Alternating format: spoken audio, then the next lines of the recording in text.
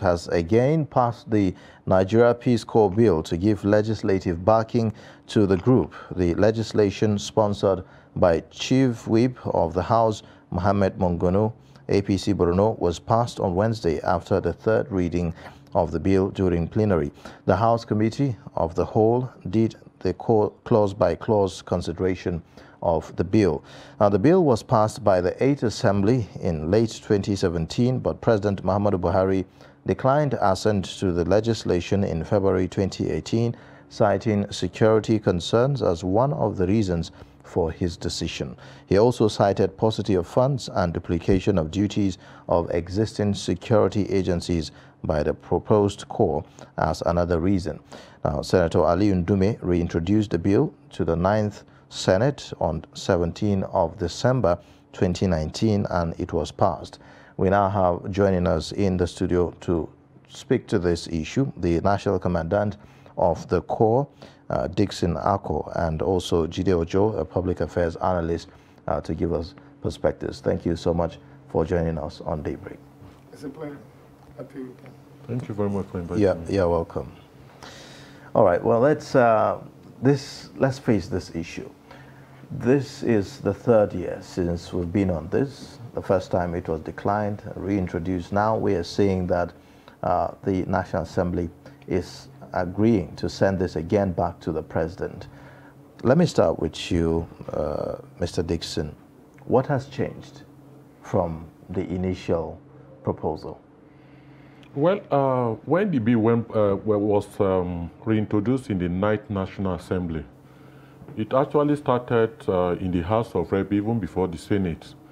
And the House of Rep then, in June 2019, when the bill came up, it was committed directly to Committee of the Whole, being a returning bill. Then, when it was committed to the bill to the Committee of Whole, there was a sort of delay for 3 years plus until it was eventually passed on Wednesday this week. But before then, the Senate 4 months ago passed the bill.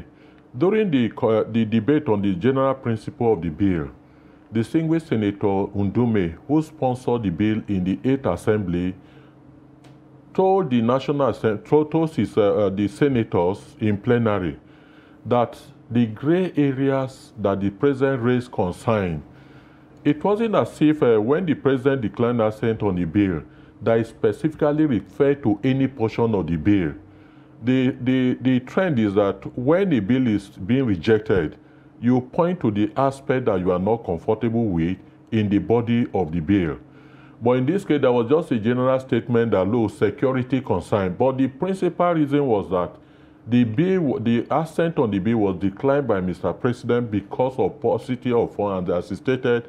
And then, when the bill was transmitted to him for assent, January 2017, Nigeria was actually passing through recession. I think that was the major issue. But then coming to the body of the bill, one of the functions given to the organization that the former IG, the IG then, got furious about was the responsibility given to the Peace Corps officers and men, that rather than police being used as an outreach to parliamentarian traditional rulers, let it be the Peace Corps by way of empowering the youth so that police can now concentrate with their core issue of securing the society. I think that was what brought us in conflict with the former IG, that our office was sealed and a lot of things happened. So has that been expunged? As far as we are concerned, it has been expunged. Okay. I can give you the copy of what is now passed. I think the major issue is that the only role Peace Corps will play, as contained in the core mandate of the organization, is neighborhood watch. If you go to countries such as Brazil, America, you go and see the issue of community policing, the way we're overflogging it in Nigeria, where conferences, seminars, summit, meetings upon meeting, that is not the concept in advanced society. The concept in advanced society, we drove through a lot in our quest, because honestly, I must commend you, because it was yesterday I got to know that even Daily Trust has a TV station when we were invited. I know where your newspaper publishing house is. When we are navigating how to locate you, we never cited any policeman anywhere. In America, in Brazil, we were privileged to be, I saw your clue in Brazil during the Air Summit, held in 2011. Air Summit is a meeting that, the highest meeting of the United Nations that is held every 20 years. We are privileged to have been invited by the United Nations based on what we are doing. And in getting to Brazil, you discover that every street, as you turn from this street navigating through another street, you must meet well-dressed young men and women with security guardians monitoring the streets. I will come to you. I would like you to hold your thoughts on that. I would like to get Mr. Jide's reaction. Some of the concerns that led to the president rejecting this bill the last time are not concerns that are shared by the president alone. They seem to have a buy-in from a lot of Nigerians, because over the years, we have come to seem to have a different approach to solve problems. So every time there is a crisis, we take from what is a police responsibility and create a new agency. So we have all kinds of uniform men. And what Nigerians have become accustomed to, after a while, they ask for the right to bear arms, and everybody moves to the highway, where you go through all kinds of uniform men before you get to your location. How is this different?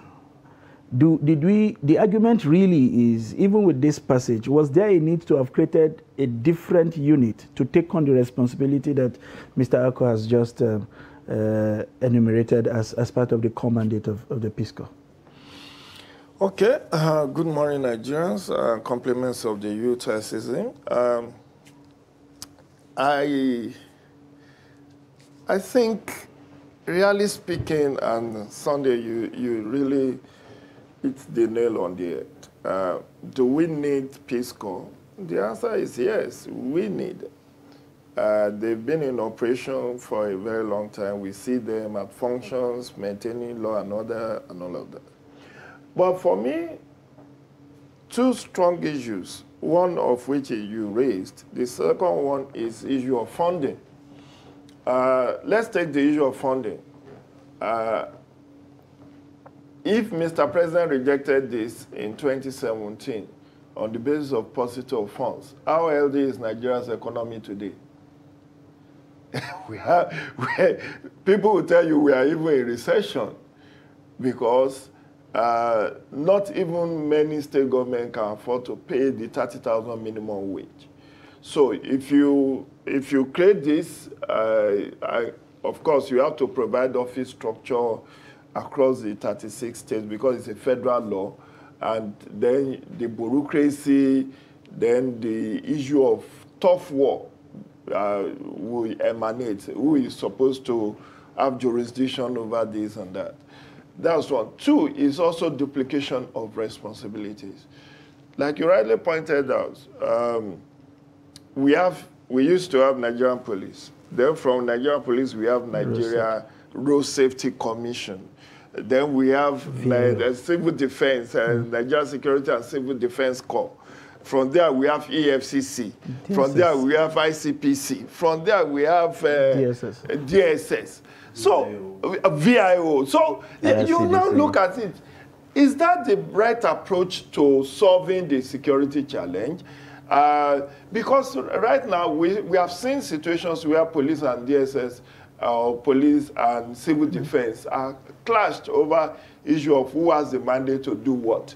So, the Peace Corps is desirable if they want to play the role of neighborhood watch.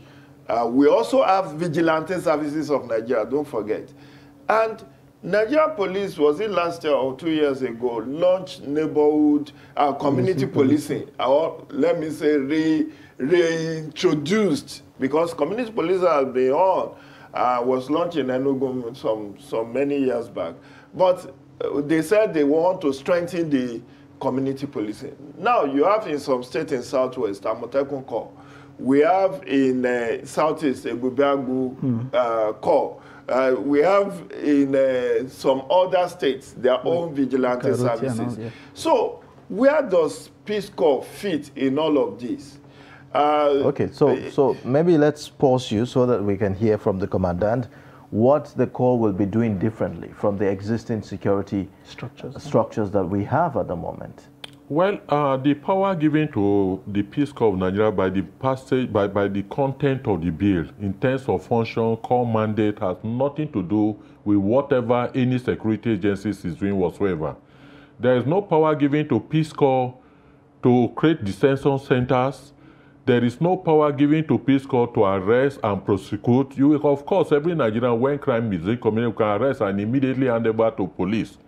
What the only security, apart from securing educational institutions, mind you, the major work Peace Corps is doing, just like if you go to most of the schools around Abuja, especially private school, is for our officers and men to be posted to school to secure the educational institution from intruders and also combat any form of social violence within educational institution. That is even the cardinal objective function given to Peace Corps. Again, when we talk, are you me? Today is civil defense adding value to the security architecture in Nigeria. If you go to America, for example, every social institution has its specialized security agencies, and that will always bring out the best. If you are landing in America, you know what you meet. When you go to even local government, as it's called in Nigeria, they have their own police. And the university even have their own police. So what we are trying to do is that we do know if what we have on ground now is helping the situation to maximum, with the security challenges we are having now, will it be in existence? Go to Malaysia, you have the Malaysian People Volunteer Corps. You have several, Senate during the lead debate. The sponsor of this bill, both in the House of Rep, we are able to point out where there is a missing link. And honestly, if you have a full brief or the copy of the district police, we are during the public hearing this time around, organized, they were there. Unlike 2016, when they kicked against some provision of the bill, there was no security agencies that kicked against any provision of the bill. Then when you talk about cost, Peace Corps, I will tell you authoritatively, has been in existence for 30 years now. We only gotten legal existence from 1998, prior to the advent of democracy. Now, go to opposite Jabi Lake. The kind of office we have there, you may not even find in some of the existing statutory organizations that we are talking about. We have office already established in all the 36 states of the Federation and the Federal Capital Territory. The office of the Peace Corps in the Federal Capital Territory is as you are entering Gwarimpa. So it is not like a virgin organization that is coming from nowhere. But you know, by the time this law has been passed, you will now have to start talking about overhead costs. You will now have to talk about having a structure, you know, commandants across the 36 states and the rest of them, and the remuneration there, you know, involved in all of this. That is where I'm going. Currently, we have commandant in the 37 command we have. We have state executive council. We have even local government ESCO that are fully. There's no local government you go to now. If you demand for Peace Corps office, that you not go. How? It is activities we're organizing. The United Nations in 2011 accorded the Peace Corps special consultative office. We have even desk office now in United Nations. And our activities so far, as part of our youth development related activities and empowerment, is peace building. Teaching these young people the culture of resilience, and how they can also contribute to nation building. So the structure is already, like I said, is not an infant organization or an organization that is just being conceived. But organization that so far and so good has over 187,000 membership. Most of them are working and are being paid. We go to educational institutions. We go and negotiate that, look, how much will you pay when the demand is made? We have an instance, St. Mary's High School, St. Mary's College in Gwarimpa, where they engage 30 Peace Corps officers, and nobody is any less than 45,000 among them. But why did we even approach the National Assembly in the first place? For two major reasons. Not because of the money, but because the conventional security agencies, specifically the DSSS and police, whatever, anywhere our people are being engaged, especially in the educational tertiary institutions, school, they go there to disengage them, force the institution that we don't enjoy any statutory existence. Okay, Mr. Jide, is there a way that this can be done such that it doesn't put burden on government resources or coffers? That's exactly what I want the Commandant General to shed light on. But if the mandate is to help police and secure educational institutions, that is fine and good. If the people will be seeking the services of the organization, will be paying for their services. You understand what I'm saying? We have private security organizations now. Almost every institution, every bank will has uniform security guard, then will approach the police for 1 or 2 armed men, so to complement the one that doesn't bear harm. If Peace Corps is seeking legal recognition, I don't have a problem with that. Recognize them by law, give them, it's like if I make analogy with election. When INEC introduced Macarida in 2015, some people went to court and said, it's not in the law. You should not have used it. But the court said, well, it doesn't make any difference that you use it to enhance the integrity of election. But INEC should make effort to have legal backing for it. That is why, look at 2015. Now we are just getting the legal backing for it in 2022 because the law says have a legal backing. So if what Peace Corps is looking for, because I'm interested that this has been in existence for 30 years, and I know, even in my neighborhood, I know a couple of schools that engage a couple of them to help process, as students are coming to school, they help process them. During the COVID-19, they check the temperature and all of that, which is good. But so in that case, it should be more of social services. Yes, if it's about providing additional value-added social service and peace building, we need peace building. This country is very, very tense as we speak, politically, socially. There is a lot we need to do to foster unity. So if they are coming, and 187,000, I mean, quoting the Commandant General is a huge number. So if truly they have been self-financing all these years, in which case there will be no financial burden on the federal government. Because where I will have issue is, look at when civil defense was set up. It was almost similar. Oh, they will help to police the pipelines. They will help to protect government offices. Then, all of a sudden, they said they need to have a section that bears arms because of attack on their men. The same thing with road safety. Road safety wasn't also supposed to bear until when, they start losing men. And we may have a situation where Peace Corps, if the president eventually signs, may also say, oh, some cult groups are now attacking our members in tertiary institutions.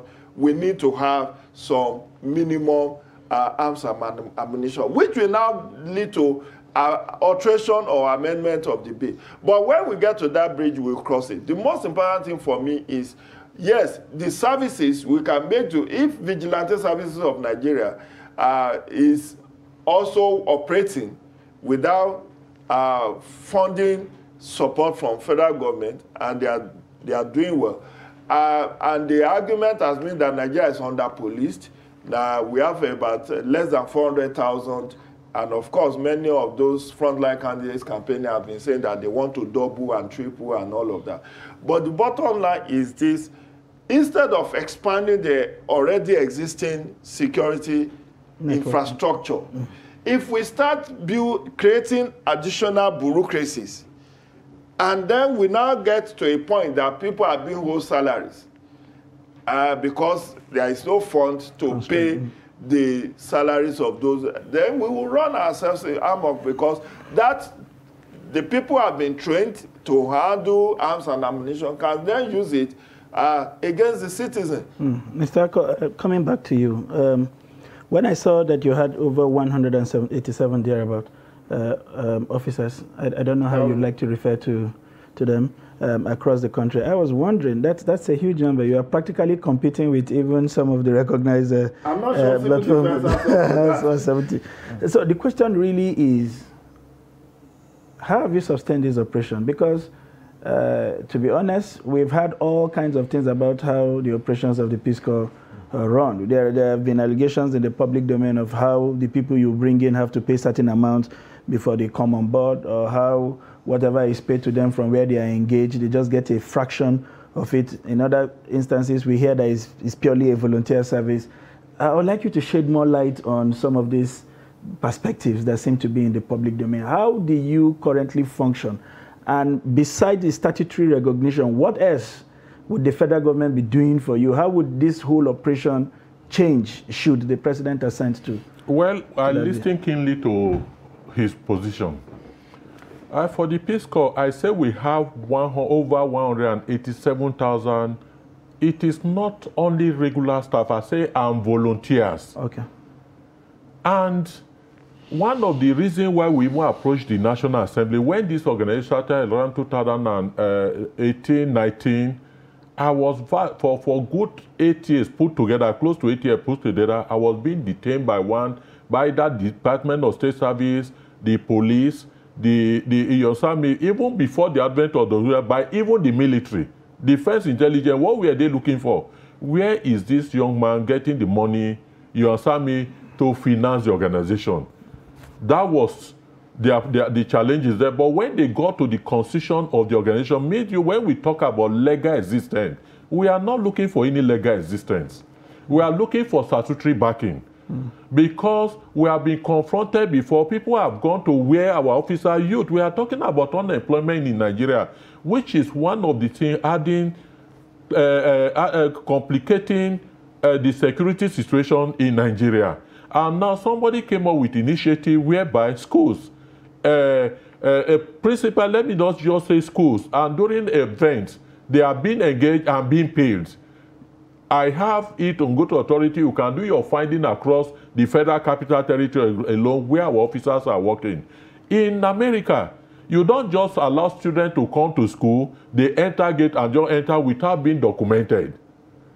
It is because of the harassment, constant harassment. They are not government establishment, no statutory, don't recognize them. You know the thinking of Nigeria, even when the president declined assent on the bill, some people assume, I know of a governor in the North Central, say Yaya Bello. Let me be very specific, that say we have nothing to do with Peace Corps because president declined assent, that we are illegal. Are you with me? If we respect our laws, the organization that is incorporated in Nigeria under land perpetual succession, that have all that the constitution was properly vetted by even the police licensing department before we are registered. And so individual now will go and be telling people that it's an illegal organization. Like he make reference to legal backing. We are not seeking legal backing. We have the legal backing. We have the recognition in line with National Youth Development Policy of the federal government through the Ministry of Youth, Federal Ministry of Youth.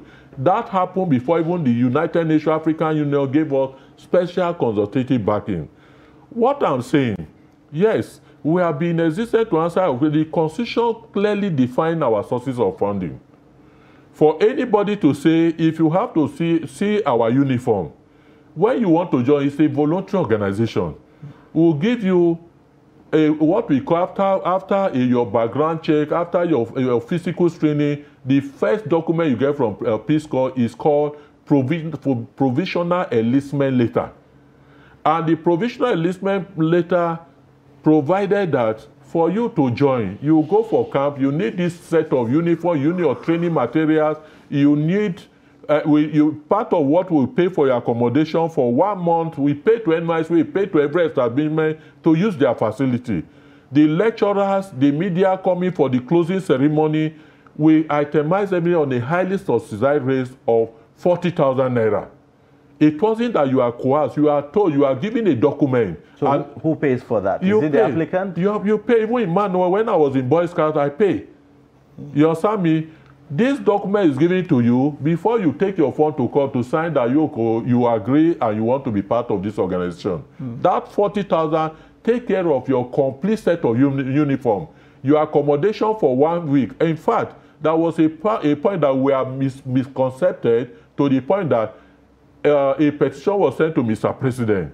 The then Chief Olusegun Obasanjo as President and Commander-in-Chief, the President directed the office of the SGS to reach out to the police, then it's General of Police, Sabalogun. An investigation was conducted nationwide only for them to recommend that, look, I should even be commended because whatever we are doing is what we source internally. Okay, so... Then I'm coming again. Then again, ICPC, or when the bill was passed, that was another petition where ICPC was asked to investigate us. Yes, they Mr. now Akon, recommended to federal government that, look, their findings show that the amount being paid to take care of this issue is even not up to what is expected from members. That is the point I want us to make because we are losing time, and I don't want us to, I want us to maximize this opportunity, especially now that you are becoming a statutory body. It will become even more difficult to pin you to the office. Nigerians are interested in how you have been able to run that complex organizations, for 30 years, if you like. So the question is, what are your source of funding? Do you get international assistance for this operation? Because those are part of the reasons why some of the military agencies are also agitated. You know the concerns they've raised about some INGOs in the Northeast and the rest. So how is the structuring of your financing currently? And what would the assent to the bill mean to you in terms of financing? Okay, one. If you look at Article 24 of our enabling of our Constitution approved by Corporate Affairs, it outlines 8 areas of generating fund. Okay. Membership enlistment fee, as I've just told you. That's right. Annual development fee. Paid by individual members. Okay. So if we have 184,000, over 187,000, and they even pay 3,000 annually, to renew the ID card, to renew their membership, is a huge lot of money. Then we talk about annual fund fair. There were major sources of income since we came into existence is annual fund fair. What is the annual fund fair? We print annually prior to our anniversary celebration and Founders Day in July, maybe by May.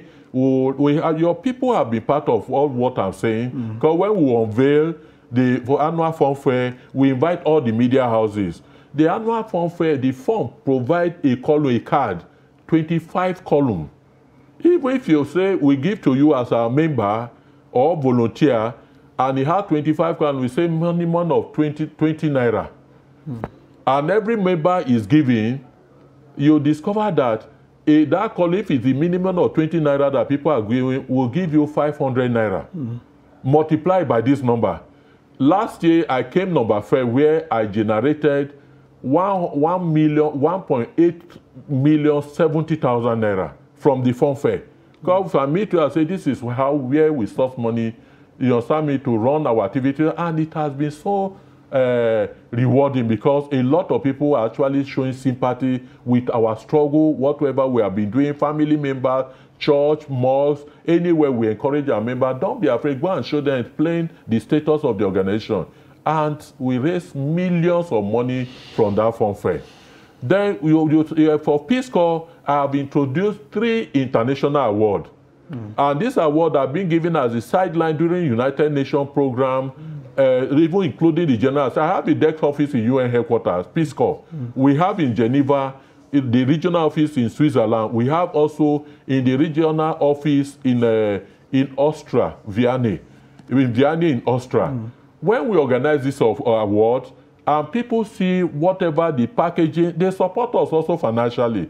Aside from all these things as I mentioned, including when patrons are being inaugurated and they give us support, we have never received any grant. Of course, our accounts are there. Okay, so if this were to be a government, or if you are to get this statutory backing that you are talking about, are some of these expenses going to be then covered by government, such as the enrollment fee that you talked about and all of that. Is this going to continue like this, or you are now going to have a different arrangement? Let me come. The National Youth Development, even our status, now if things are done normally, we are supposed to get what they call running costs from government. They provide under the Federal Ministry of Youth Development that every youth organization that have been verified, registered, accorded recognition by the federal government ought to be given annually subvention to run the activities. These are your children. These are your people. No matter the amount you invest in the development and the empowerment of the youth, let me tell you the amount being invested in the security, in securing Nigeria based on the banditry, based on terrorism today. If a fraction of it is diverted towards empowering Nigerian youth, creating an organization to preoccupy them, we won't get to that point. So to answer your question, maybe the only aspect that will be taken off is the enlistment fee. Nothing stops us from doing our annual form fair, because even Nigerian region that is mostly being controlled by the Nigerian Army, they launched their emblem. It's an indirect way of generating funds for the Nigerian region. Mr. Ojo, we've listened to Mr. Ako, dissect and touch quite a number of areas where just about every Nigerian seems to have a concern about their existence. But you will recall that we have always had the activity of the Peace Corps prior to our independence. They come in from other countries. From America specifically? From America, yes. And they were there until sometimes around 1995, and their interventions were in several areas, sort of mirroring what the National Youth Service Corps ought to have done. Apart from getting yourself acquainted with what happened in other parts of the country, to share the sense of communism. It augmented several areas where this country lacked human resource. Do you think it is just enough, for some of the things we have listed here should be the areas that will be covered? What else do you think? What other areas do you think that the Peace Corps, as currently constituted, can add value to the Nigerian project? Well, quite a number, and it's quite unfortunate that we have not been privileged to read what the legal framework is. And suffice to say that even though the National Assembly, as it were, Senate and House of Reps have passed this bill, they still need concurrence of the two chambers. No, it has been done. No, the House of Reps passed its own version. The Senate passed. No. Excuse me. Point of correction. The House of Reps, I told you when the bill got to the Committee of the Whole, it was stalled for 3 years, 4 months. Okay. The Senate now passed their own 4 months ago and transmitted to the House of Reps. Okay. What the House of Reps did now is to concur to whatever the Senate has done. Okay. So we are done from National Assembly. That is fine. I just hope that you will be able to convince the President the way you are trying to convince us, because this bill, I'm sure, even if it gets to the President's table today, what he will do is to send it to Office of Attorney General, as well as the police and other organizations, to ask for their opinion before you know whether to assent or not to assent. But it is desirable to have Peace Corps. Like you said, it's not peculiar to Nigeria. He has given an example, Malaysia, Brazil, US, what they do there. And anything to harvest the energy of the youth positively is desirable. Who are the people who constitute banditry today? Who are those who are engaging in kidnapping today? They are the youth. You hardly will see a 60, 70-year-old man, unless he is a bearer of these bandits. But the people who actually perpetrate banditry and all these abductions are youth. So if you can harvest their energy positively, like the issue of Ministry of Youth, Sports, Youth and Sport Development, many of us have said the menace Nigeria is going through is because 60% of its population, which happens to be youth, have been largely neglected. So, which of the sporting facilities is working as to be able to engage and absorb people? Which of them? How many? The World Cup is going, Nigeria is not there. And we have a population of over 200 million. All right. So shouldn't we be able to have... Okay. But the point, so sorry, Ayuba, the point being made is, even the core mandates that they have been going through over the years, if they are able to firm up and ensure due diligence, making sure that members of the core now, when they get the statutory backing, because now it will become like a beautiful bride. People who want to join. They need to do a more thorough background check. But you know, and to expand to beyond the schools. I think they can also find need in neighborhoods. I would have to interject. My area of concern is the core is going to be open for donations, financial donations, and I'm wondering how that will influence the operations of more of a security, outfit, Excuse me. If I give you evidence, there are some issues I will not raise because we are before the public domain. You understand me? If I prove to you that even before the invasion of Chibok girl, we are aware, and we wrote, the proposal for school safety was initiated by Peace Corps. We have the evidence. Before the invasion of the school in Katsina, we are aware because young people, they get information faster than this thing. You understand me? Interesting. Okay. Maybe if it's because of timing, I would have used just 2 minutes to go through the 5 functions given to Peace Corps. Tell me where is anyone in conflict with whatever any existing security. Because of time, we cannot go on like that, So, but I'll just give 1 minute for your thoughts, final thoughts, and specifically on this issue of influencing how it operates regards the financial. You cannot be too afraid to take the right decision. I fully support the statutory backing of the Peace Corps, given the fact that we can have peer reviews between the Nigeria and other ones that are abroad. But most importantly for me is to do 187,000.